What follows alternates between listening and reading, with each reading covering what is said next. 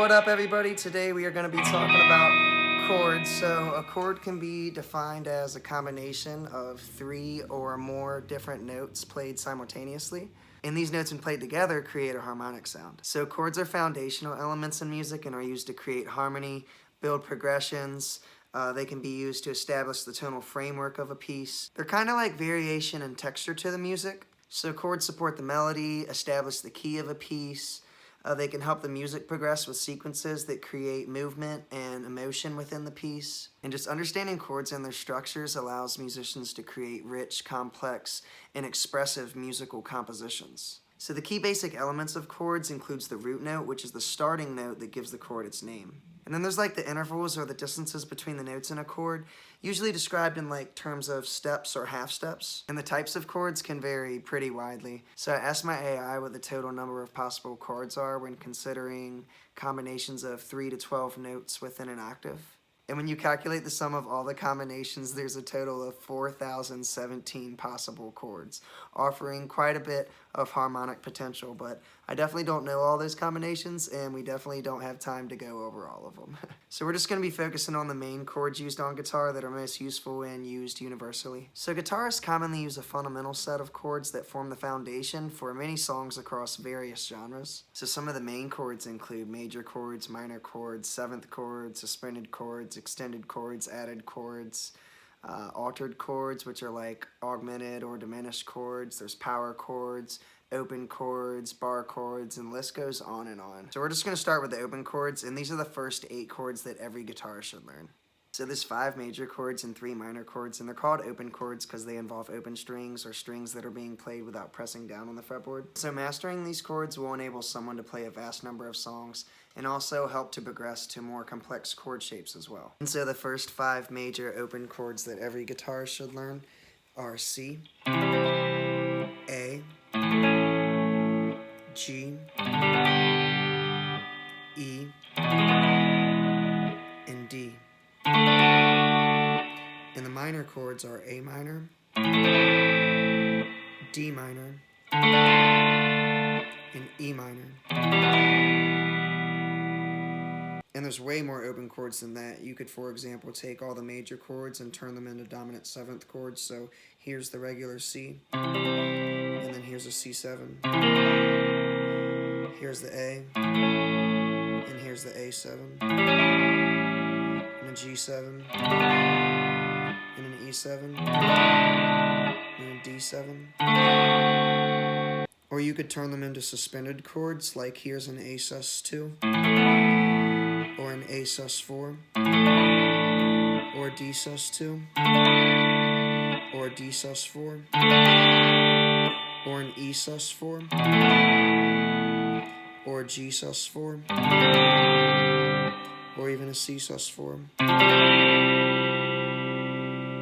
And because there's so many shapes right here, what you can do is pick any shape, for example E, and you can put a bar behind it up here and it becomes G, or here it becomes A, and you can use it anywhere on the fretboard to play in any key you want. And so these are called bar chords, and you don't just have to use the E shape, you can use the A shape, or the E minor shape, or you could use the A minor shape, or even the A minor 7 shape. So like a typical bar chord progression would be like,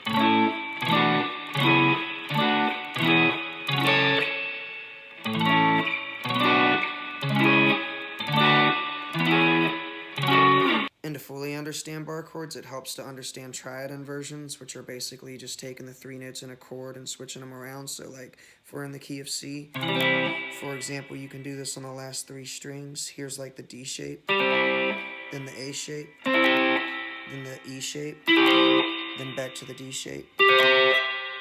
So let's rewind for a sec to really understand why the chords are what they are. So take C major, and you have the root note C. You have E, which is the major 3rd, and then you have G, which is the perfect 5th. And together they create the C major chord. And the only difference between C major and C minor is one note, this major 3rd.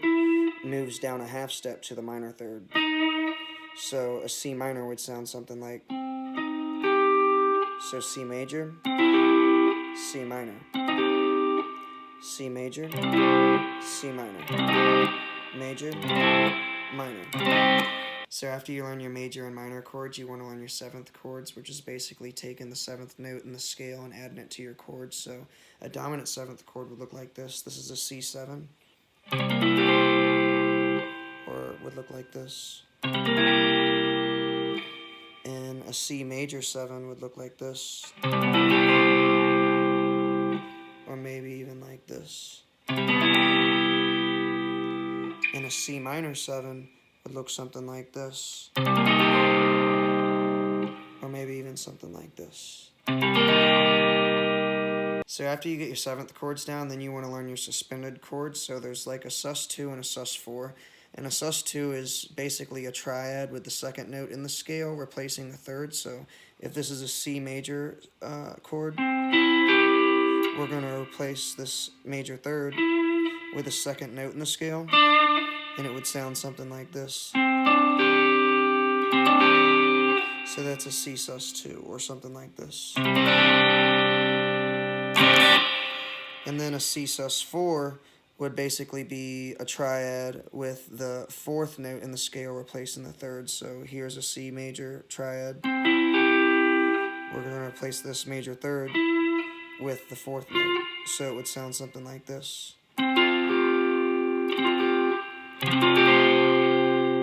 So after you've learned the suspended chords, you want to check out the add chords. So like a C add 9 is basically just a triad with an added ninth note in the scale to it. So the ninth note's the same thing as the second note, just an octave up. So take like a C major triad and add the ninth note in the scale to it. It would sound something like, so that's a C add 9.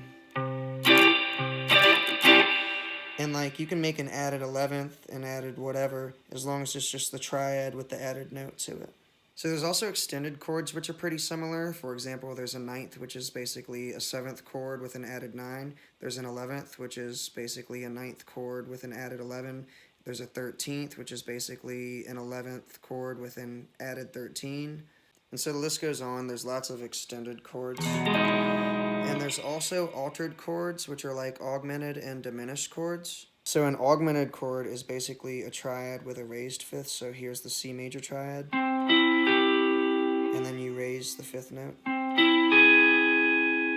And then a diminished chord is basically a triad with a lowered fifth. So here's the C major triad. And then the lowered fifth. That's the diminished sound. So these chords are great for creating tension or like using as passing tones. So for example, let's say we're in the key of C and we wanted to get around to the other chords. What you can do is this little trick where you can take the root note and raise it one, and it creates this diminished chord. But that's not a C diminished, that's now a C sharp diminished chord. But what you can do is use those chords as passing chords to go to the other chords that are actually in the scale.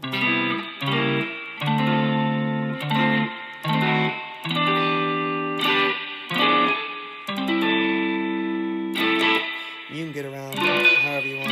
You could even make like the seventh chord diminished before you go back to the one, you know.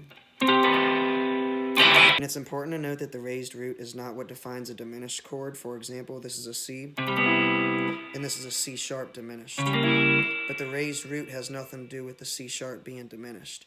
A diminished chord is defined by the lowered fifth. The raised root note is just a cool trick.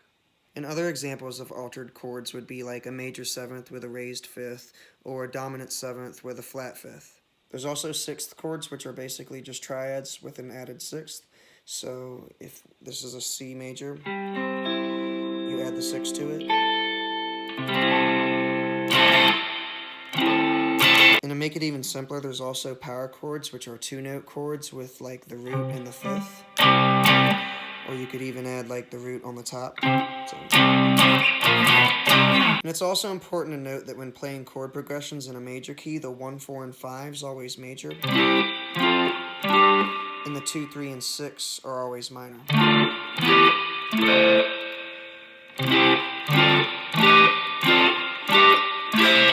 this is because the notes in the scale is what you have to work with when you create the chords. So in other words, the chords are created from the notes in the scale, and that's why the pattern exists the way it does. And I also think it's super important to learn to play bar chords with your thumb. So for example, if you have this,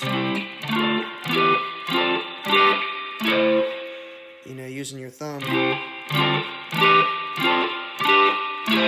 leaves room for like embellishments. And it's easier to solo in between chords when you use your thumb. But knowing how to use both your thumb and bar chords can be extremely helpful in various ways.